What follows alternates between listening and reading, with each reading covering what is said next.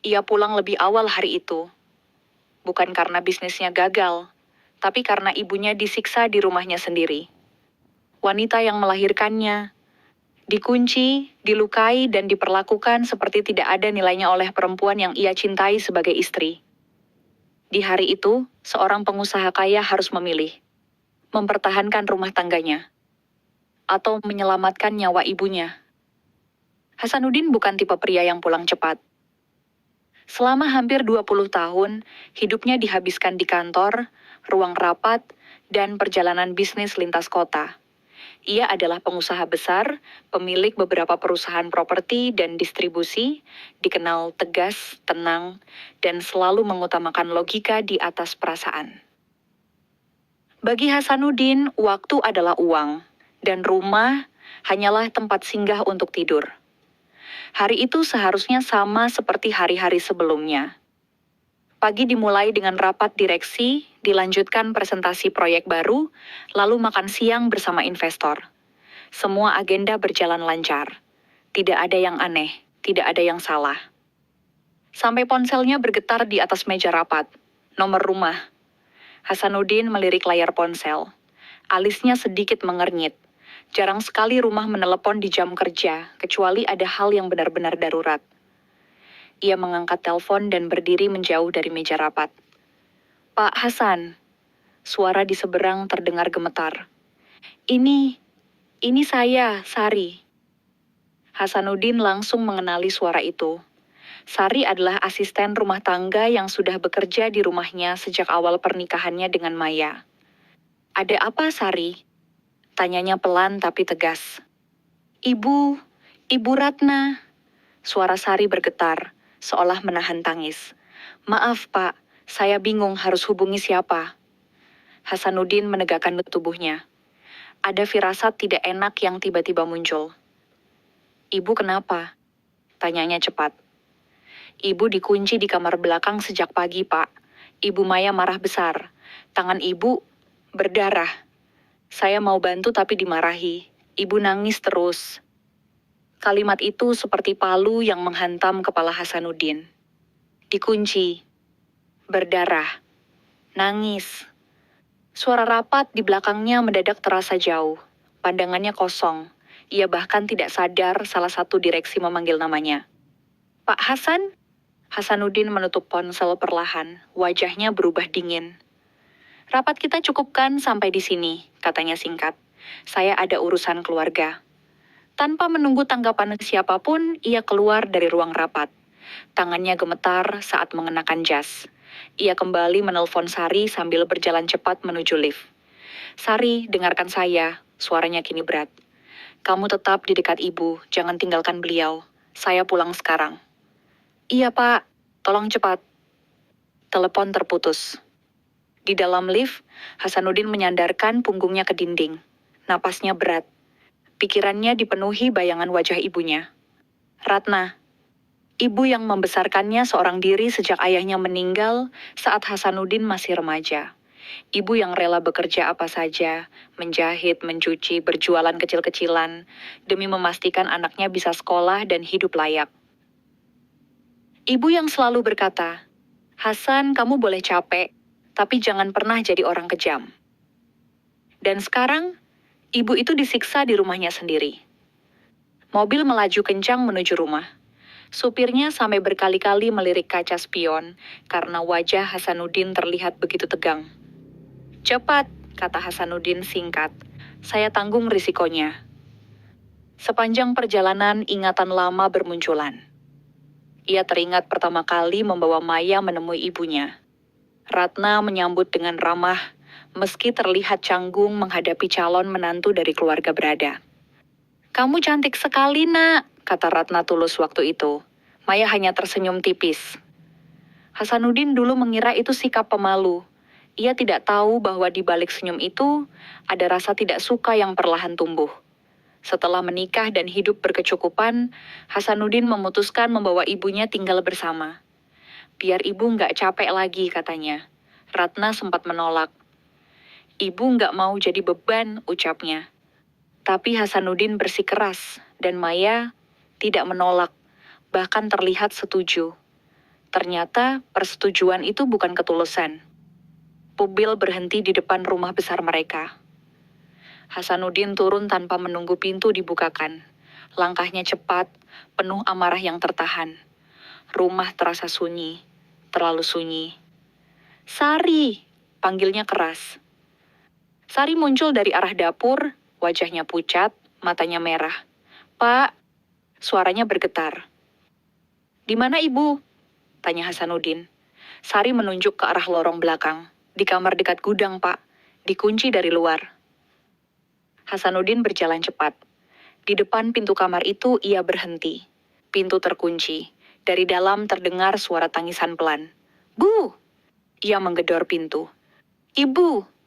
Tidak ada jawaban. Hanya isak yang membuat dadanya terasa seperti diremas. "Buka pintunya." Suara langkah sepatu terdengar dari arah tangga. Maya muncul dengan wajah tegang, berusaha terlihat tenang. "Kamu kenapa pulang tiba-tiba?" tanyanya. Hasanuddin menoleh. Tatapannya tajam, dingin, berbeda dari biasanya. "Kunci pintu itu," katanya pelan. "Hasan, ibu kamu susah diatur. Aku cuma kunci sekarang." Maya terdiam. Perlahan, ia menyerahkan kunci. Hasanuddin membuka pintu. Dan dunia seakan runtuh. Ratna duduk di lantai, tubuhnya gemetar. Pergelangan tangannya memar, ada luka di lengannya. Matanya sembab. Saat melihat Hasanuddin, ia memaksakan senyum. "Hasan, kamu pulang." Hasanuddin berlutut memeluk ibunya erat.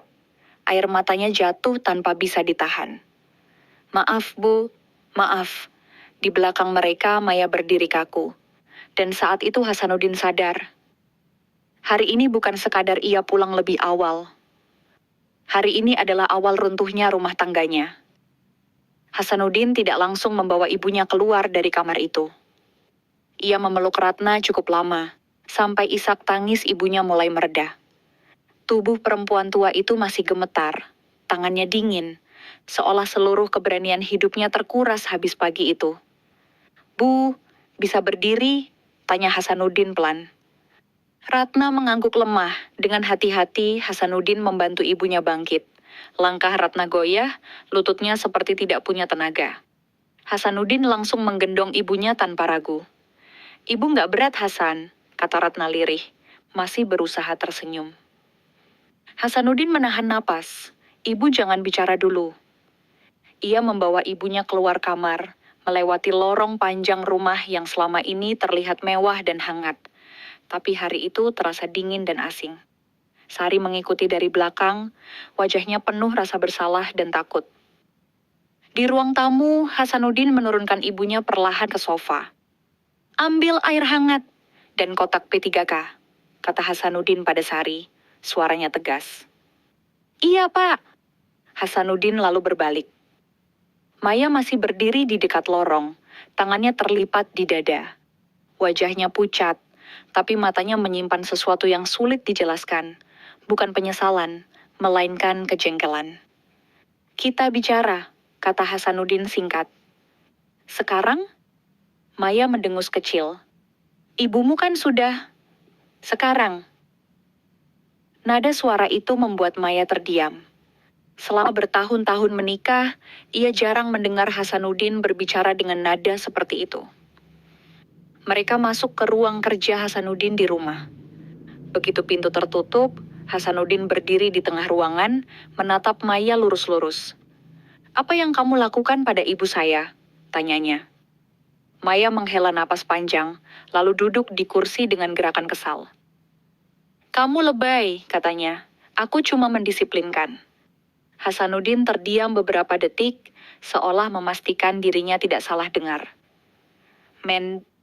"Disiplinkan?" ulangnya pelan. "Iya, ibumu itu keras kepala. Sudah dibilang jangan masuk dapur utama, jangan pegang barang mahal, jangan ikut campur urusan rumah. Tapi dia bandel," kata Maya cepat, nadanya defensif. "Aku capek, Hasan." Hasanuddin tertawa kecil, bukan tawa lucu, tawa kosong. "Kamu mengunci ibu saya, tangannya berdarah," katanya. "Itu disiplin menurutmu?" Maya berdiri. Aku cuma dorong sedikit, dia jatuh sendiri. Bohong. Kata itu keluar begitu saja, keras dan tegas. Maya terkejut, matanya melebar. Hasan, sejak kapan kamu berani? Sejak saya melihat ibu saya dikurung seperti binatang, potong Hasanuddin. Sejak saya melihat darah di tangannya. Maya terdiam, wajahnya menegang. Lalu perlahan ekspresinya berubah. Senyum tipis muncul di bibirnya. Kamu mau tahu yang sebenarnya? Katanya pelan. Hasanuddin menatapnya tajam. Aku tidak pernah mau tinggal serumah dengan ibumu, lanjut Maya. Dari awal aku tidak mau. Hasanuddin mengepalkan tangan. Kamu bilang setuju. Aku bilang iya karena kamu memaksa, jawab Maya dingin. Dan aku kira dia akan tahu diri. Kamu pikir ibu saya numpang? Maya mengangkat bahu. Secara teknis, iya. Kalimat itu seperti pisau. Hasanuddin melangkah mendekat. Rumah ini dibangun dari uang siapa? Uang kita, jawab Maya cepat. Uang saya, koreksi Hasanuddin. Dari nol, dari hasil kerja ibu saya juga. Maya mendengus. Itu masa lalu. Sekarang kita hidup di lingkungan sosial tertentu. Teman-temanku sering datang. Aku malu punya mertua yang... Yang apa? Yang kampungan. Bentak Maya akhirnya. Bajunya itu-itu saja, cara makannya memalukan. Bau minyak kayu putih. Kamu tahu nggak betapa aku ditertawakan? Hasanuddin terdiam. Kata-kata itu menghantam lebih keras daripada tamparan. Jadi kamu menyiksanya karena malu? Tanyanya lirih. Maya tidak menjawab. Diamnya adalah jawaban. Saat itu, Sari masuk dengan air dan kotak P3K. Dari ruang tamu terdengar suara Ratna mengadu pelan saat lukanya dibersihkan. Hasanuddin menutup mata. Ada berapa lama ini terjadi? Tanyanya tanpa membuka mata. Maya ragu sejenak. Beberapa bulan. Beberapa bulan. Selama itu ibunya menderita, dan ia tidak tahu apa-apa. Kenapa Sari tidak bilang? Tanya Hasanuddin. Maya tertawa sinis. Aku ancam dia, kalau berani lapor, aku pecat. Hasanuddin membuka mata. Tatapannya gelap. Kamu tahu satu hal, Maya, katanya pelan. Saya bisa kehilangan semua harta saya hari ini. Tapi satu hal yang tidak akan saya izinkan. Ibu saya diperlakukan seperti ini. Maya menyilangkan tangan. Terus kamu mau apa? Cerai? Hasanuddin tidak langsung menjawab. Ia keluar dari ruang kerja dan kembali ke ruang tamu. Ratna duduk dengan tangan diperban. Wajahnya pucat, tapi ia masih berusaha tersenyum saat melihat anaknya. Hasan, jangan ribut sama istrimu, katanya lirih. Ibu nggak apa-apa. Kalimat itu justru membuat dada Hasanuddin semakin sesak. Bu, kenapa ibu nggak pernah bilang? Ratna menunduk. Ibu nggak mau rumah tanggamu rusak. Ibu bisa tahan. Hasanuddin memejamkan mata. Ia menoleh ke Sari. Kamu tahu semua ini? Sari mengangguk sambil menangis. Saya takut, Pak. Hasanuddin menarik napas panjang, lalu berkata tegas. Mulai hari ini, ibu tinggal di kamar utama. Sari, kamu dampingi ibu terus. Maya langsung bereaksi. Kamar utama? Itu kamarku. Hasanuddin menoleh tajam. Kamar ini rumah saya, dan ibu saya berhak tinggal dimanapun. Maya melangkah maju. Kamu pilih dia daripada aku? Hasanuddin menatap ibunya. Perempuan tua itu menunduk, seolah merasa bersalah. Lalu Hasanuddin kembali menatap Maya. Aku tidak memilih, katanya tenang. Kamu yang sudah memilih sejak lama. Malam itu, Hasanuddin tidak pergi ke kantor. Ia duduk di samping ibunya, menemaninya tidur. Ia mengingat masa kecilnya. Saat ia demam tinggi, ibunya begadang semalaman. Saat ia gagal masuk Universitas Impian, ibunya berkata, Allah punya rencana lain. Dan sekarang, ia hampir gagal menjadi anak yang berbakti. Di kamar lain, Maya mengemasi barang dengan kasar. Ia menelepon seseorang. Mah, aku nggak tahan, Hasan membelanya. Suara di seberang terdengar samar. Iya, aku tahu, tapi aku nggak salah. Hasanuddin mendengar semua itu dari balik pintu. Ia tidak lagi marah, ia lelah. Keesokan paginya, Hasanuddin membawa ibunya ke rumah sakit untuk pemeriksaan lengkap. Dokter menemukan bukan hanya luka fisik, tapi juga tekanan mental berat. Ibu sering dikurung? Tanya dokter. Ratna terdiam, air matanya jatuh. Hasanuddin menunduk, tangannya bergetar. Hari itu Hasanuddin membuat keputusan, yang menelpon pengacaranya. Saya ingin konsultasi soal perceraian dan perlindungan hukum, katanya singkat. Di rumah, Maya menerima pesan singkat dari Hasanuddin. Mulai hari ini, jangan mendekati ibu saya. Kita akan bicara dengan pengacara. Maya menatap layar ponsel itu lama. Untuk pertama kalinya, ia merasa posisinya benar-benar terancam. Dan jauh di dalam hatinya, ia tahu kesalahannya tidak bisa diperbaiki lagi. Hasanuddin tidak pernah menyangka keputusan melindungi ibunya akan membuka badai sebesar ini. Pagi itu, setelah mengantar Ratna kembali dari rumah sakit, ponsel Hasanuddin tidak berhenti berdering. Nomor-nomor asing masuk silih berganti. Ada yang dari keluarga Maya, ada yang dari relasi bisnis, bahkan beberapa wartawan mulai mengirim pesan singkat yang bernada mengorek. Ia mematikan ponsel. Untuk pertama kalinya dalam hidup, Hasanuddin memilih diam dari dunia luar. Ratna tidur di kamar utama dengan infus terpasang. Dokter menyarankan istirahat total karena tekanan darahnya tidak stabil. Hasanuddin duduk di samping tempat Do tidur, menatap wajah ibunya yang tampak jauh lebih tua dari usia sebenarnya. Ibu bikin Hasan repot, kata Ratna lirih saat terbangun. Hasanuddin langsung menggeleng. Ibu jangan bicara begitu. Dari dulu Hasan yang merepotkan ibu. Ratna tersenyum lemah. Ibu cuma takut kamu kehilangan istrimu. Hasanuddin terdiam. Ibu tahu Maya marah, ibu dengar semua, lanjut Ratna. Kalau ibu pergi dari rumah ini, mungkin masalah selesai. Kalimat itu membuat dada Hasanuddin seperti diremas. Bu, katanya pelan tapi tegas. Kalau ibu pergi, Hasan justru akan kehilangan diri Hasan sendiri. Ratna menoleh menatap mata anaknya. Ada kesedihan dan kebanggaan bercampur jadi satu. Di luar kamar, Sari berdiri dengan mata sembab. Ia merasa bersalah karena terlalu lama diam. Pak, katanya pelan, keluarga Ibu Maya datang. Hasanuddin menghela napas panjang. Biarkan mereka tunggu di ruang tamu. Ia berdiri, merapikan kemejanya, lalu melangkah keluar kamar. Setiap langkah terasa berat, seperti menuju medan perang. Di ruang tamu sudah duduk 5 orang. Ibu Maya, ayahnya, 2 kakaknya, dan seorang pria yang Hasanuddin kenali sebagai Paman Maya, pengusaha besar yang selama ini jadi pintu masuk relasi bisnis Maya. Wajah-wajah itu tidak ramah. Begitu Hasanuddin masuk, Ibu Maya langsung berdiri. Hasan, apa maksud semua ini? Katanya dengan suara tinggi. Anakku dituduh menyiksa mertuanya. Hasanuddin tidak langsung duduk. Ia berdiri di hadapan mereka. Yang terjadi bukan tuduhan, katanya tenang. Itu fakta. Ayah Maya menggebrak meja. Kamu keterlaluan. Keterlaluan adalah mengunci orang tua di kamar dan melukainya. Balas Hasanuddin tanpa meninggikan suara. Kakak Maya yang pertama berdiri. Hasan, kamu ini cuma dengar sepihak. Ibumu itu mungkin berlebihan. Hasanuddin menoleh perlahan. Apakah luka di tangan ibu saya juga berlebihan?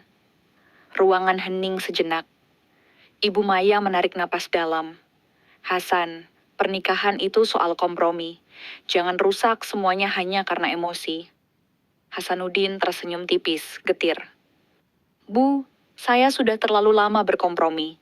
Tapi menyiksa ibu saya bukan bagian dari kompromi. Paman Maya akhirnya bicara.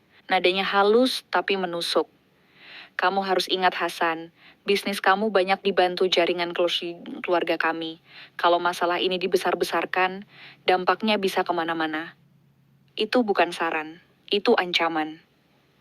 Hasanuddin menatap pria itu lurus-lurus. Apakah itu berarti saya harus menutup mata atas kekerasan? Paman itu terdiam. Kalau iya, lanjut Hasanuddin, maka jaringan bisnis seperti itu tidak layak saya pertahankan. Keluarga Maya saling pandang. Mereka tidak menyangka Hasanuddin akan sejauh ini. Kamu memilih ibumu daripada masa depanmu? Sindir kakak Maya. Hasanuddin menjawab tanpa ragu, saya memilih kemanusiaan. Ibu Maya mendengus. Anakku tidak pernah dididik kejam. Hasanuddin menoleh ke arah lorong tempat kamar ibunya berada. Mungkin bukan dididik, katanya lirih, tapi dibiarkan. Kalimat itu menutup pertemuan. Mereka pergi dengan wajah marah dan kecewa.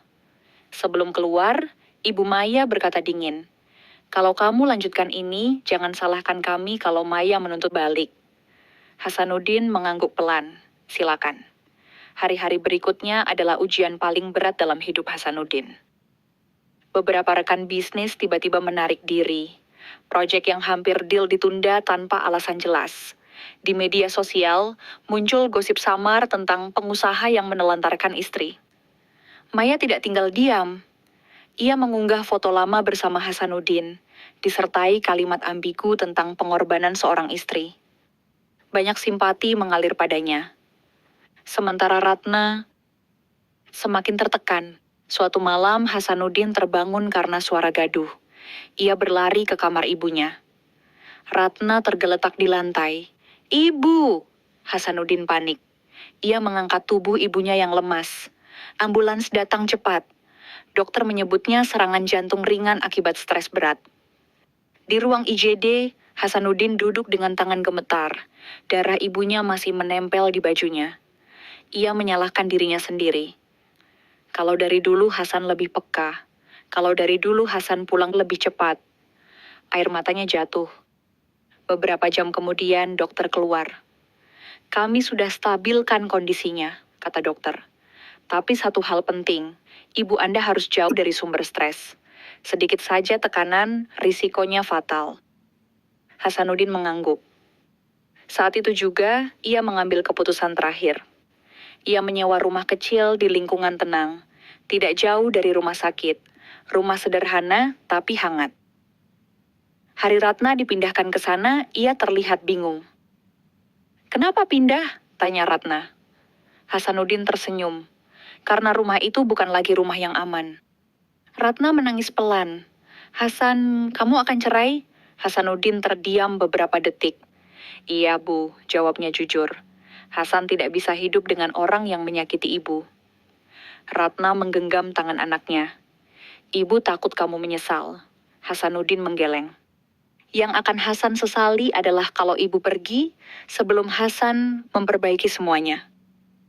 Di rumah besar, Maya menerima surat resmi dari pengacara. Ia membacanya berulang kali. Tuntutan perceraian, bukti kekerasan, permohonan perlindungan hukum untuk Ratna. Maya menjatuhkan surat itu ke lantai. Dia serius, gumamnya. Untuk pertama kalinya, ia merasa takut kehilangan segalanya, status, harta, dan posisi. Ia menelepon Hasanuddin berkali-kali. Tidak diangkat. Malam itu, Hasanuddin duduk di teras rumah baru bersama ibunya. Udara sejuk, sunyi, tidak ada teriakan, tidak ada tekanan. Ratna menatap langit.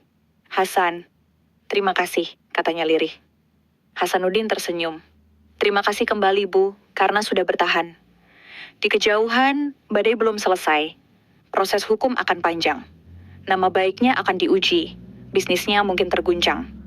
Tapi untuk pertama kalinya dalam hidupnya, Hasanuddin merasa damai.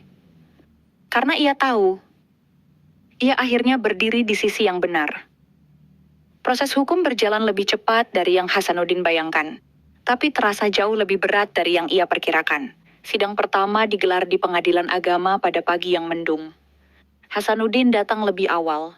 Ia mengenakan kemeja putih sederhana, tanpa jas mahal, tanpa pengawalan. Di kursi tunggu, ia duduk sendirian, menatap lantai, mencoba menenangkan pikirannya. Di rumah kecil yang kini mereka tempati, Ratna terbangun pagi-pagi. Ibu mau ikut, katanya lirih. Hasanuddin menggeleng pelan. Ibu istirahat saja, biar Hasan yang hadapi. Ratna menggenggam tangannya. Hati-hati, jangan pakai emosi. Hasanuddin tersenyum. Doakan saja. Di ruang sidang, Maya datang bersama pengacaranya dan keluarga besarnya. Wajahnya rapi, make up sempurna, tapi matanya tampak gelisah. Ia tidak menyangka Hasanuddin akan benar-benar membawa perkara ini sampai ke meja hijau. Saat mata mereka bertemu, Hasanuddin tidak menghindar, tidak juga menantang. Tatapannya tenang. Sidang dibuka. Hakim perempuan Parubaya memimpin dengan suara tegas dan datar. Satu persatu, fakta mulai dibuka. Bukti luka. Rekam medis, kesaksian Sari. Foto-foto yang selama ini disimpan diam-diam. Ketika Sari maju sebagai saksi, suaranya gemetar. Saya sering melihat Ibu Maya membentak Ibu Ratna, mengunci pintu, melarang kami memberi makan sebelum minta izin, katanya sambil menangis. Saya takut dipecat. Ruangan hening. Pengacara Maya mencoba membantah, menyebut itu hanya kesalahpahaman rumah tangga, emosi sesaat. Lalu dokter dipanggil. Pasien mengalami luka fisik dan tekanan psikologis berat, kata dokter tenang. Dalam usia tersebut, stres bisa memicu kematian. Maya menunduk. Tangannya bergetar. Hakim memandangnya lama. Apakah saudari membenarkan perlakuan ini? Maya terdiam terlalu lama. Jawab, tegur hakim. Tidak, kata Maya akhirnya. Saya khilaf. Hasanuddin menutup mata sejenak. Kata itu datang terlambat. Sidang berlangsung beberapa kali. Setiap kali Hasanuddin pulang dengan hati lelah, tapi keyakinannya tidak goyah. Ia tahu, apapun hasilnya, ia sudah melakukan yang benar. Hari putusan tiba. Ratna bersikeras ikut kali ini. Ia duduk di kursi belakang, mengenakan kebaya sederhana. Wajahnya pucat, tapi matanya tenang. Hakim membacakan putusan dengan suara mantap. Perceraian dikabulkan. Hak asuh dan perlindungan penuh atas Ratna berada di tangan Hasanuddin. Maya dinyatakan melakukan kekerasan dalam rumah tangga dan diwajibkan menjalani proses hukum lanjutan serta konseling wajib. Ruangan sunyi.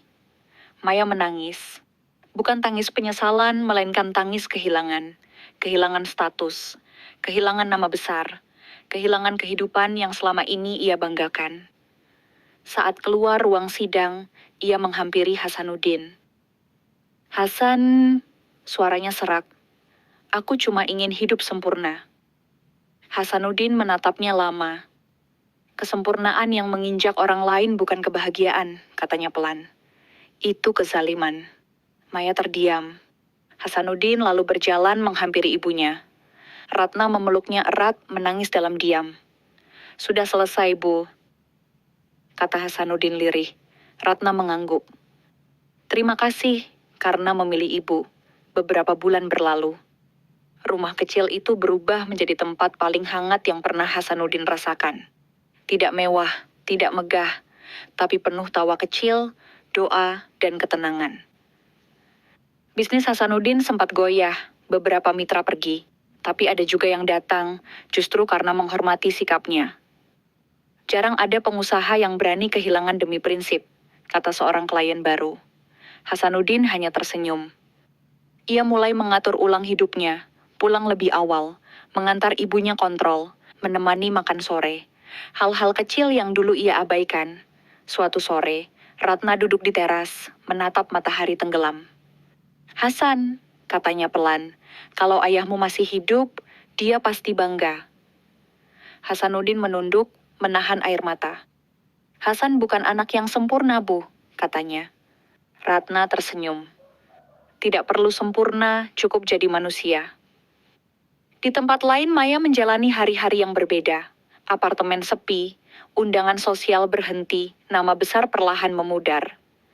Ia baru menyadari, kekayaan dan gengsi tidak bisa membeli rasa aman, apalagi kasih sayang. Dan Hasanuddin akhirnya mengerti satu hal paling penting dalam hidupnya. Kesuksesan sejati bukan seberapa tinggi kita berdiri, tapi siapa yang kita lindungi saat kita punya kuasa. Jika kamu merasa cerita ini menyentuh hati, jika kamu percaya bahwa orang tua tidak pernah pantas disakiti oleh siapapun, dan jika kamu setuju bahwa keadilan selalu menemukan jalannya, jangan lupa like video ini. Subscribe channel ini agar tidak ketinggalan kisah-kisah penuh makna lainnya. Bagikan ke orang terdekatmu, siapa tahu cerita ini bisa menjadi pengingat berharga, dan tuliskan di kolom komentar. Menurut kamu, apakah Hasanuddin sudah mengambil keputusan yang tepat? Terima kasih sudah menonton sampai akhir. Sampai jumpa di cerita berikutnya.